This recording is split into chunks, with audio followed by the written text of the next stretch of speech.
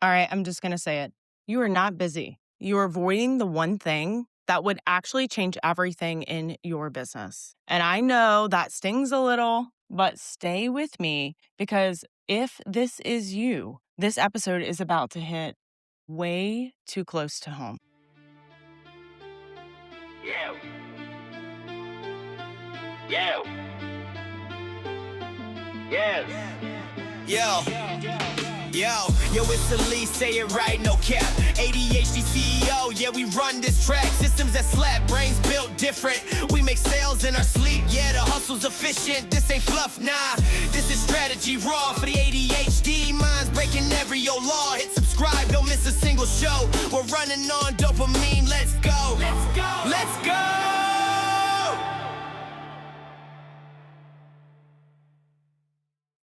It's 9:12 a.m. You open your laptop, you're already behind. We always feel that way as people with ADHD, of course. You check your email, then your DMs, then you remember you need to update your bio, then you start fixing your Canva folders, then you decide you should probably map out content for the week. Somehow it's 1:47 p.m. and you haven't done one thing that actually makes you any money. No follow-ups, no offer, no sales activity, but you were busy all day. It's not a time problem, okay? That's not even an ADHD problem because, yes, we have time blindness. We lack to prioritize. Everything feels either urgent or non existent, but it's usually avoidance. And that comes from that fear of rejection that we have as people with ADHD and that dopamine based interest, okay? But your brain is really, really good at making it look productive. And I know this because I lived here. Okay. I could rebuild an entire system, color code my ClickUp, plan 30 days of content, but avoid sending one message that could bring in a client.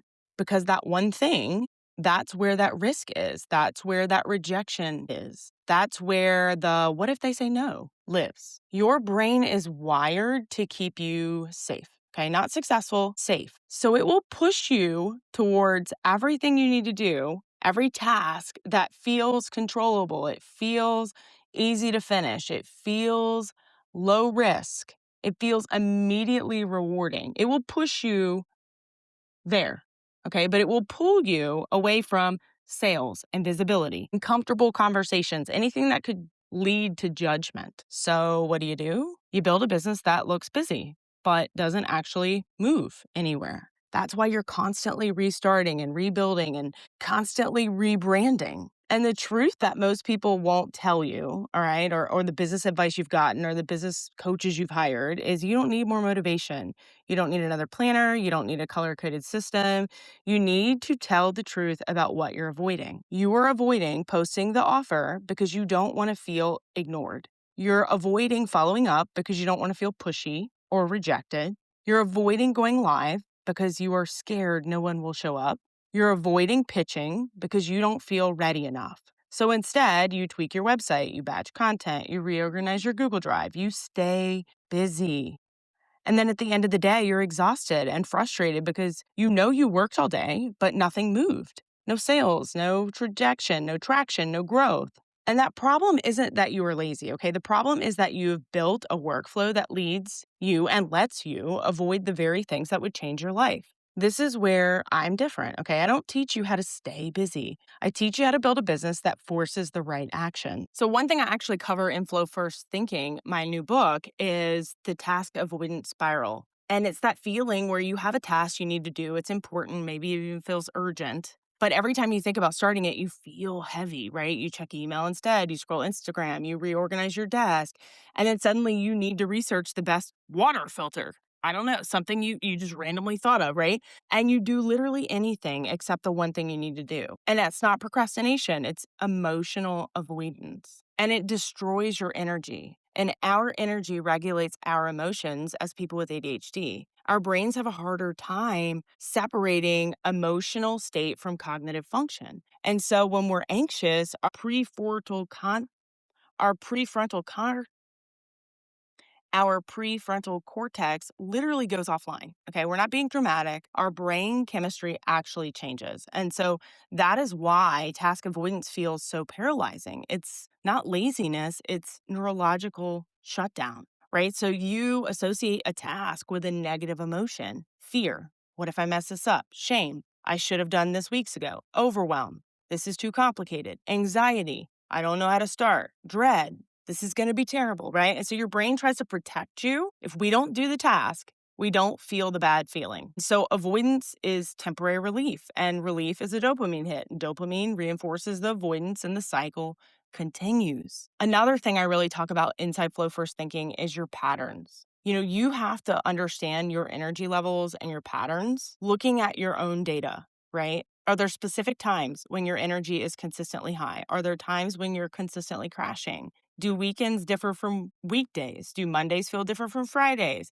You have to look for your own personal patterns, not just rules that other business coaches or people have created for you, but patterns. When you notice these patterns, when you notice the pattern of when you're avoiding something, you can tackle it. Your brain flags a lot of these uncomfortable tasks as risky.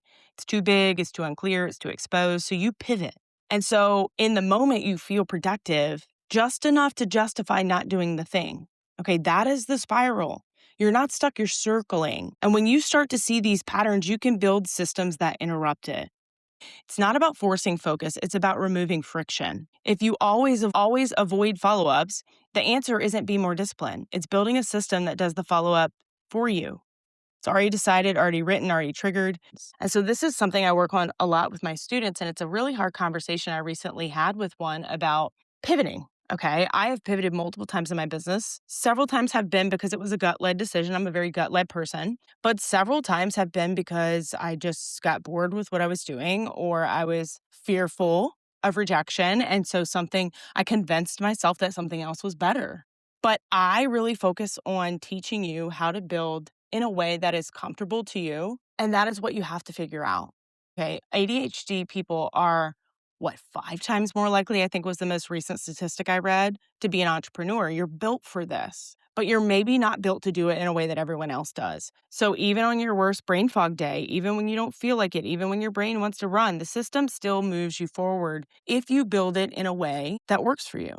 And so when I fixed this in my own business, everything really changed for me. Okay, not because I worked less. Honestly, I worked a lot more, but I worked a lot more without burnout because I was comfortable and I was passionate. When you're dopamine driven, interest based driven, like most ADHD entrepreneurs, you have to be passionate about it. When you are working every day and it doesn't feel like you're working every day, you love what you do and you genuinely enjoy it, it fuels that dopamine. But I had to stop giving myself the option to hide because sales are part of my system. They're part of my business. They're part of your business. Visibility is part of my system, right? You could have the absolute best business in the world, but if no one knows it exists, what's the point? Follow-up had to become automatic. I had to start using more automations, really just so that, one, I wouldn't forget to do the follow-up, but also so that even on my days where I was in my feels, or however you want to word that, it happened for me. Suddenly, everything I've been avoiding was really the thing driving it, driving the business. I want you to kind of imagine, all right, imagine if you didn't end your day wondering, what did you even do? Right? Or you didn't rely on motivation all the time, or you didn't feel ready or have to feel ready constantly. Your business just kind of moved. It just moved for you. Clients came in, sales happened, and you weren't constantly playing this game of catch up.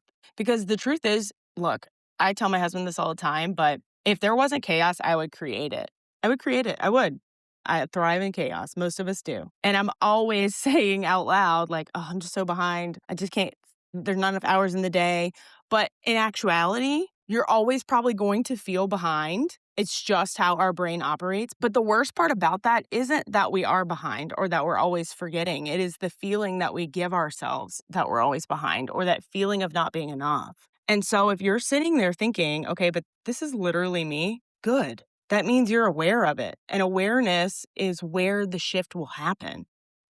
And I mean, this is exactly what I work on with my students inside ADHDpreneur Academy. And I talk a lot about this in my book, Flow First Thinking, but building systems around your actual behavior. You have to stop avoiding and start executing. You got to stop relying on that willpower, because our energy is very much tied to emotions as people with ADHD. And that fluctuation will always come back. You are not busy. You are just avoiding the one thing that could change everything. And the moment you face that is the moment that everything will start to click. You don't rise to the occasion, you fall into the system. That means you're starting to see it. Okay. I want you to check the show notes for all of the details. You can get a copy of Flow First Thinking in there. I've got information on my programs in there, but I've got next steps laid out for you. Okay. You just have to get inside the room where we can build this together because you have to stop circling. You have to start fixing it. If this episode hit home for you, please leave it a review. It is the absolute best compliment you can give. I'd love for you to shoot me a DM on IG. Let me know what you're thinking, where you are on this, and I'll see you next week. Until next time, make it simple, make it social, make it awesome.